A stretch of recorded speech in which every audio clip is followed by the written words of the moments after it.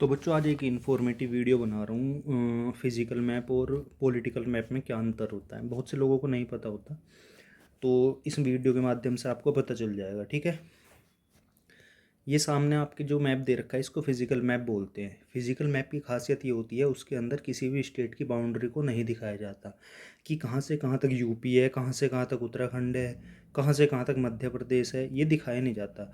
Physical map पे ज़्यादातर प्राकृतिक चीज़ें दिखाई जाती हैं। वे प्राकृतिक चीज़ें क्या होती हैं, जैसे रिवर, जैसे mountain, plateau, desert, forest, lake, sea, ocean, island, इस टाइप की चीज़ें।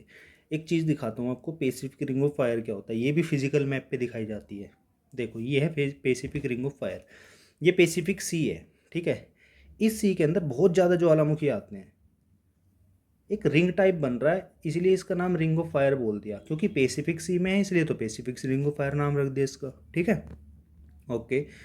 एक होता है अर्थक्वेक प्रोन जोन। आपको पता होगा कि हर साल न्यूज़ आती है कि हिमालय या हिमाचल प्रदेश में बहुत ज़्यादा अर्थक्वेक आ रहे हैं। ठीक है, तो वो पूरा एरिया हमारे जो हिमालय है वो बहुत ज़्यादा एक्टिव रहता है इस चीज़ के लिए कि वहाँ पर बहुत अर्थक्वेक आते ही आते हैं हर साल। तो ये फिजिकल मैप पे हम दिखा सकते हैं कि अर्थक्वेक कहाँ कहाँ पर आते हैं, ऐसे टाइप ऑफ सोइल, ऐसी टेम्परेचर के लिए। देखो टाइप ऑफ सोइल का मैप ये रहा। इस वाले मैप में आपको कहीं भी किसी भी स्टेट की बाउंड्री दिख रही है? नहीं।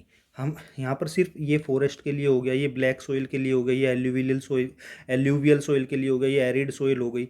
डिफरेंट डिफरेंट टाइप की सोइल दिखाई गई है यहाँ पे। ठीक है, ये सोइल का फिजिकल मैप हो गया। मतलब कहीं भी स्टेट की बात नहीं चल रही, ना स्टेट की बाउंड्री की। अब ये देखो, इसको बोलते हैं पॉलिटिकल मैप। ठीक है, यहाँ पर हर स्टेट देखो, यूपी की बाउंड्री, राजस्थान की बाउंड्री, मध्य प्रदेश की बाउंड्री, महाराष्ट्र की बाउंड्री, यहाँ पर बाउंड्रीज दिखाई जाती हैं स्टेट की। ठीक है, अब पॉलिटिकल मैप के क्या फ़ायदे हैं? फिजिकल मैप तो आपने देख लिया भाई, ये सारी चीज़ें फिजिकल मैप पे हमें देखने के लिए मिलती हैं। पॉलिटिकल मैप के क्या फ़ायदे हैं?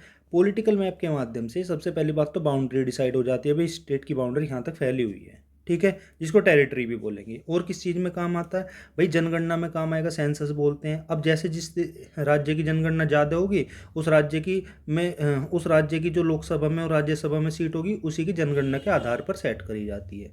हमारे देश में 8 यूनियन टेरिटरी होती है जिसको केंद्र शासित प्रदेश बोलते हैं, जहाँ पर केंद्र का शासन होता है। ठीक है, और इसी तरीके से 28 राज्य होते हैं।